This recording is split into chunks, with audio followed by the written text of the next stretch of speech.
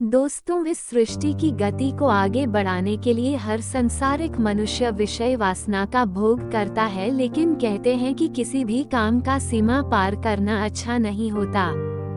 हर एक चीज की एक सीमा होती है और आवश्यकता से ज्यादा कोई भी चीज आपको विनाश की ओर ले जाती है। दोस्तों, कुछ ऐसा ही हुआ अमरावती के राजा ययाति के साथ। इतिहास का एक और रोचक किरदार, जिसकी कभी न खत्म होने वाली विषय वासना की अभिलाषा उसे ले डूबी। तो आइए जानते हैं कि क्या था ययाति के इस अतृप्ति का कारण और उसका अंजाम क्या रहा। नमस्कार मित्रों, स्वागत है आपका आज के इस नए वीडियो पर एक बार फिर। मित्रों, ये बात महाभारत काल की है, जब अमरावती नगरी में चंद्रवंशी राजा ययाति राज करता था। स्वभाव से ययाति भोग विलास प्रवृत्ति का था। अपनी पत्नी देवयानी को गर्भवती करने के बाद वह अपना समय बड़ी कठिनाई से गुजार पा रहा था। ऐसे में एक दिन उसकी दृष्टि देवयानी की दासी शर्मिष्ठा पर पड़ी। शर्मिष्ठा कहने को तो एक दासी थी, लेकिन असल में वह भी एक राजकुमारी थी, जो अपने पिता द्वारा दिए गए वचन के कारण अपनी सखी देवयानी के यहाँ दासी थी और वह देवयानी के महल के बाहर एक कुटिया बनाकर रहती थी। एक दिन उचित अवसर देखकर ययाति उसकी कुटिया में पहुंच गया। एक तरह से देखे तो शर्मिष्ठा भी कम नहीं थी, उसने भी राजा की इस इच्छा को पूरा कर दिया। ये पहली बार था जब ययाति ने अपनी पत्नी के विश्वास को तोड़ा था, लेकिन ये सिलसिला यही नहीं थमा। ययाति लगातार 3 वर्षों तक शर्मिष्ठा के साथ विषय भोग करता रहा, जिस दौरान उसने शर्मिष्ठा को 3 बार गर्भवती भी किया। फिर एक दिन रानी को इसकी खबर लगी और उसने क्रोधित होकर यह सारी बातें अपने पिता दैत्य गुरु शुक्राचार्य को बता दिया। फिर क्या था, गुरु ने क्रोध में आकर ययाति को शुक्रहीन अर्थात वृद्धा होने का श्राप दे दिया, जिसके असर से ययाति देखते ही देखते बूढ़ा हो गया। उसके शरीर में अब विषय भोग करने की शक्ति नहीं बची, लेकिन फिर भी उसका मन ये स्वीकार करने को तैयार नहीं था और जैसे ही कोई स्त्री उसके निकट आती उसकी काम वासना प्रबल हो जाती, लेकिन शक्ति न होने के कारण वह वही हार मानकर बैठ जाता। इस प्रकार धीरे धीरे समय बीतता गया और ययाति मृत्यु के निकट पहुंच गया। ऐसे ही एक रात जब ययाति काम वासना की अतृप्ति से परेशान विश्राम करने की कोशिश कर रहा था, तभी उसके सपने में यमराज दिखे और बोले, हे राजन, अब तुम्हारे जाने का समय आ गया है। ऐसा भयानक स्वप्न देख ययाति विचलित हो गया और अगली सुबह उठते ही अपने ससुर से अपने खोए हुए यौवन और जीवन की भीख मांगने के लिए वह गुरु शुक्राचार्य के पास पहुंच गया। अपने दामाद की इस दशा पर दया खाकर उन्होंने ययाति को मौत से बचने का एक सुझाव दिया और उसी सुझाव के चलते जब यमदूत उसे लेने आए तो वह काल से अनुनय विनय करने लगा और कहने लगा कि है यमराज, श्राप के कारण ही मेरी ये दशा हुई है, लेकिन अभी भी मेरी बहुत सी कामनाएं अधूरी है। कृपा कर आप मुझे 100 वर्षों का जीवन और दान दे दे। जब मैं विषय भोग कर वासना से मुक्त हो जाऊंगा, तब मैं राजी खुशी आपके साथ चल दूंगा। काल ने ययाति को उत्तर दिया, नहीं, यह संभव नहीं है। इस लोक में हर मनुष्य की आयु निर्धारित है, इसलिए तुम्हें भी सभी के समान अपना देह त्याग कर मेरे साथ ही यमलोक चलना होगा।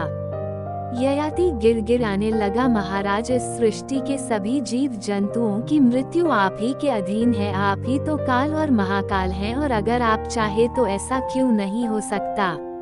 अंततः यमराज को भी ययाति पर दया आ गई और उन्होंने उसके सामने एक प्रस्ताव रखा, देखो ययाति, तुम्हारे 5 पुत्र हैं, यदि उनमें से कोई भी तुम्हें अपने हिस्से का यौवन देने को तैयार हो जाए तो तुम यहीं रहकर सुखपूर्वक अपनी इच्छाएं पूरी कर सकते हो। ये प्रस्ताव सुन ययाति भी निर्लज होकर अपने पुत्रों के सामने यौवन की याचना करने चला गया। उनके 5 पुत्र भी सुंदर और जवान थे, अस्त्र विद्या में निपुण थे और गुणवान भी थे। ययाति ने अपने 5 बेटों से एक एक करके प्रार्थना किया कि अपनी जवानी थोड़े दिन के लिए मुझे दे दो।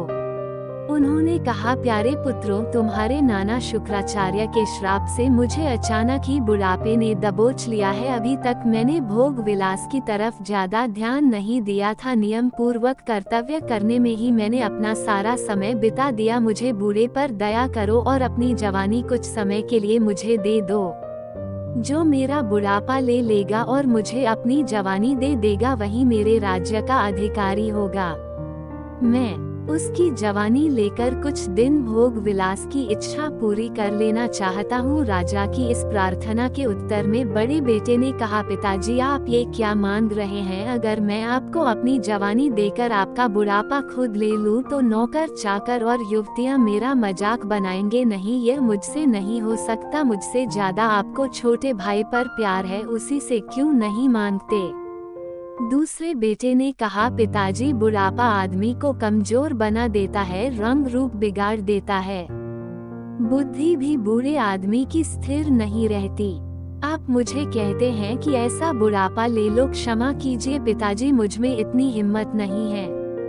तीसरे बेटे ने भी इसी तरह साफ इनकार कर दिया। उसने कहा, बूढ़ा आदमी न हाथी पर चढ़ सकता है न घोड़े पर सवार हो सकता है, बुढ़ापा लेकर मैं क्या करूँगा? इससे तो मौत ही अच्छी है। नहीं पिताजी, मैं आपका बात नहीं मान सकता। जब इस तरह तीन बेटों ने इनकार कर दिया तो राजा निराश हो गए। तब उन्हें बड़ा क्रोध आया। फिर भी उन्होंने चौथे बेटे से बड़ी अनुनय पूर्वक कहा, प्यारे पुत्र, मैं समय से पहले ही बूढ़ा हो गया हूँ, तुम थोड़े दिन के लिए मेरा बुढ़ापा ले लो और जवानी मुझे दे दो।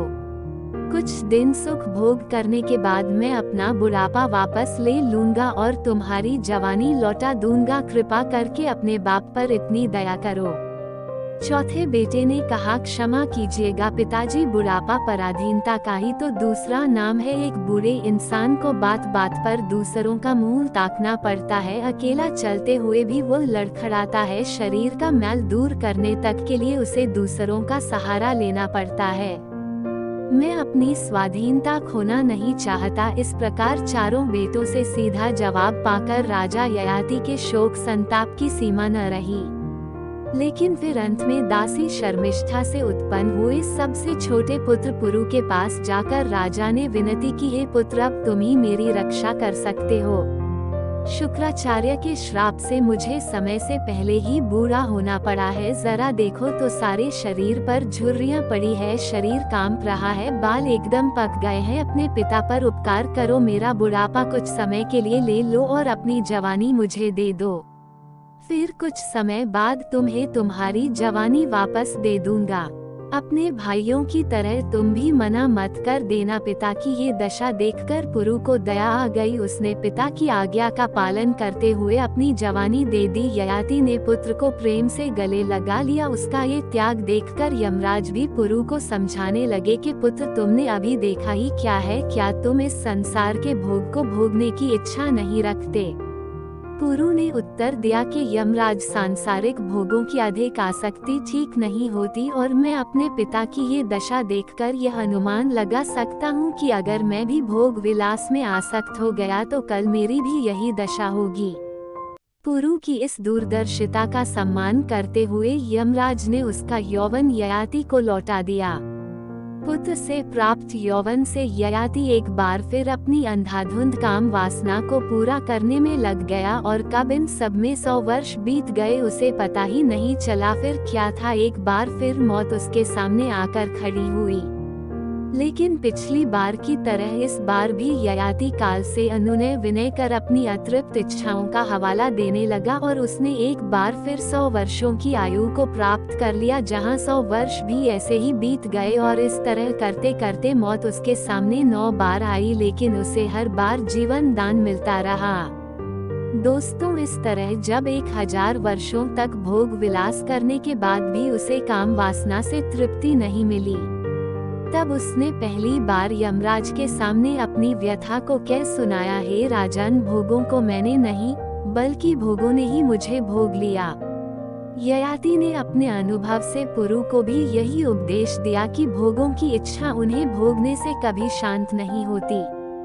जिस तरह घी से आग और बत्ती है, उसी तरह इस पृथ्वी पर जितना भी धन संपत्ति, पशु तथा स्त्रियां हैं, वह सब भी एक पुरुष के लिए पर्याप्त नहीं है। ऐसा कहकर ययाति अपना सारा राजपाट और बचा खुचा यौवन अपने पुत्र पुरु को सौंपकर अपनी दोनों रानियों सहित वन में चला गया। उसने भृगु नामक पर्वत पर तपस्या की और वहीं पर अपने शरीर का त्याग किया। तो मित्रों, आज के लिए बस इतना ही। अगर आप अभी तक हमारे साथ हैं तो वीडियो को लाइक करें और नए मेहमान बनकर आए हैं तो चैनल को सब्सक्राइब कर कमेंट में जय श्री कृष्णा जरूर लिखिए। धन्यवाद।